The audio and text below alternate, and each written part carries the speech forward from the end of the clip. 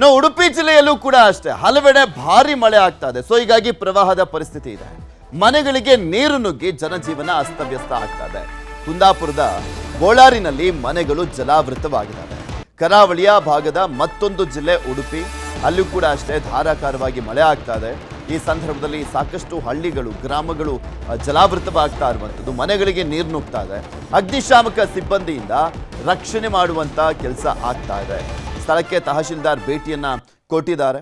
ಅವರು ಅಲ್ಲಿ ಯಾವ ರೀತಿಯಾಗಿ ರಕ್ಷಣಾ ಕಾರ್ಯಾಚರಣೆ ಮತ್ತು ಇದಕ್ಕೊಂದು ಸಾಧ್ಯ ಆದಷ್ಟು ಪರಿಹಾರವನ್ನು ಕೊಡುವಂಥ ಕೆಲಸವನ್ನು ಕೂಡ ಮಾಡ್ತಾ ಇದ್ದಾರೆ. ಸುಮಾರು 3 ರಿಂದ 4 ಅಡಿಯಷ್ಟು ನೀರು ನಿಂತ್ಕೊಳ್ತಾ ಇದೆ.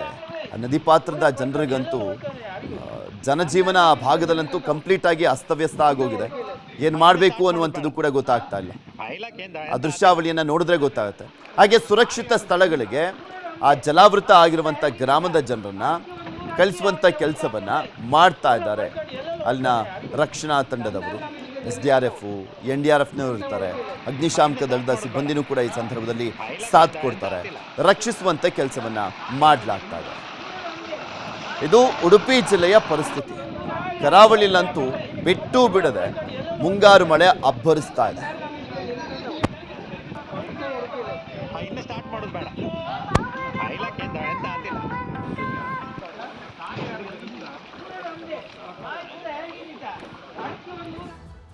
ಕೊಡಗಿನಲ್ಲಿ ಮುಂದುವರೆದಿರುವಂಥದ್ದು ಮಳೆ ಆರ್ಭಟ. ಭಾಗಮಂಡಲ, ತಲಕಾವೇರಿಯಲ್ಲೂ ಕೂಡ ಅಬ್ಬರಿಸ್ತಾ ಇದೆ ಮಳೆ.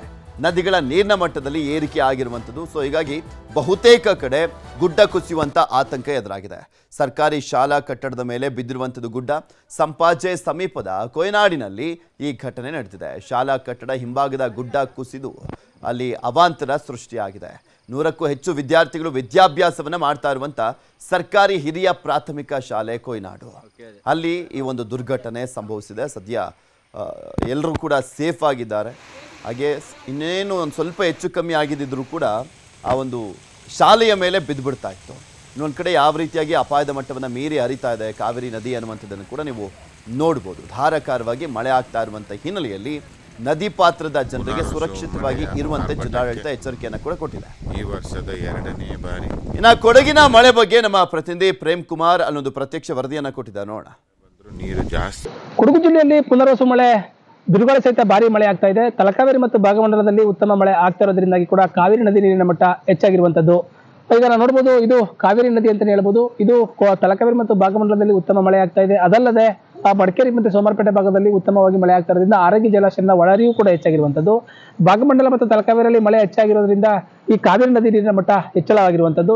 ಏನು ಕೂಡಲ ಸಂಗಮವನ್ನು ಕೂಡ ಭರ್ತಿಯಾಗಿರುವಂತದ್ದು. ಇದು ಕೈಲಾಸ ಅಣೆಕಟ್ಟಿಗೆ ನೇರವಾಗಿ ಹೋಗುವಂತ ನೀರು ಮತ್ತೆ ಆರಂಗಿ ಜಲಾಶಯದಿಂದ ಹೊರಗೆ ಬಿಟ್ಟಿರುವಂತಂದ್ರೆ ಹೆಚ್ಚುವರಿಯಾದಂತಹ ನೀರನ್ನ ಸುಮಾರು 10,000 ಕ್ಯೂಸೆಕ್ಸ್ ಹೆಚ್ಚು ನೀರನ್ನು ಹೊರಬಿಡಲಾಗಿದೆ. 2 ನದಿಗಳು ಸೇರ್ಕೊಂಡು ಕೆರೆಸ ಅಣೆಕಟ್ಟಿಗೆ ನೀರು ಹರಿದು ಹೋಗುವಂತ ಒಂದು ಮುಖ್ಯ ನದಿ ಇದು.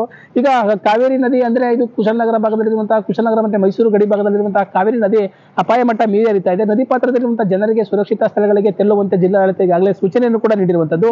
ಮತ್ತೆ ಪ್ರವಾಸಿಗರು ಕೂಡ ಕೊಡಗು ಜಿಲ್ಲೆಗೆ ಮಳೆಗಾಲದಲ್ಲಿ ಹೆಚ್ಚು ಬರ್ತಾರೆ.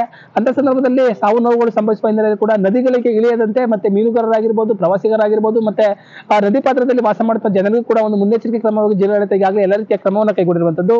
ಕಾವೇರಿ ನದಿ ಮತ್ತೆ ಕಾವೇರಿಯ ಉಪನದಿಗಳು ಕೂಡ ಅಪಾಯ ಮಟ್ಟವನ್ನು ಮೀರಿ ಹರಿತಾ ಇರುವ ಹಿನ್ನೆಲೆಯಲ್ಲಿ ಕೂಡ ಕೆರೆ ಅಣೆಕಟ್ಟಿಗೆ ಹೆಚ್ಚು ನೀರು ಒಳಹರಿವಿನ ಪ್ರಮಾಣ ಹೆಚ್ಚಾಗಿರುವಂತದ್ದು. ಆರಂಗಿ ಜಲಾಶಯದಿಂದ ಹೆಚ್ಚುವರಿಯಾದಂತಹ ನೀರನ್ನು ಕೂಡ ಬಿಟ್ಟಿರುವ ಹಿನ್ನೆಲೆಯಲ್ಲಿ ಮತ್ತೆ ಭಾಗಮಂಡಲದಿಂದ ತಲಕಾವೇರಿ ಮತ್ತು ಭಾಗಮಂಡಲದಿಂದ ಹೆಚ್ಚು ನೀರು ಹರಿದು ಬರ್ತಾ ಇರುವ ಹಿನ್ನೆಲೆಯಲ್ಲಿ ಕೂಡ ಕೆರೆ ಅಣೆಕಟ್ಟಿಗೆ ಒಳಹರಿವಿನ ಪ್ರಮಾಣ ಹೆಚ್ಚಾಗಿರುವ ಹಿನ್ನೆಲೆಯಲ್ಲಿ ಕೂಡ ಕೆರೆ ಅಣೆಕಟ್ಟು ಬೇಗ ತುಂಬುವಂತಹ ಸಾಧ್ಯತೆ ಹೆಚ್ಚಾಗಿರುವಂತದ್ದು. ಇಡೀ ರಾಜ್ಯದ ಜನ ಎದುರ್ಕೊಳ್ತಿರುವಂತಹ ಕೊಡಗು ಜಿಲ್ಲೆಯ ಮಳೆಯೂ ಕೂಡ ಉತ್ತಮವಾಗಿ ಆಗ್ತಾ ಇದೆ.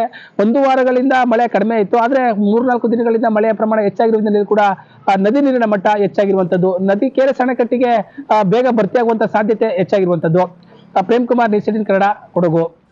ಕನ್ನಡಿಗರ ಮೆಚ್ಚಿನ ನಿಮ್ಮ ನ್ಯೂಸ್ 18 ಕನ್ನಡ ಈಗ ವಾಟ್ಸ್ಆಪ್ನಲ್ಲಿಯೂ ಲಭ್ಯ.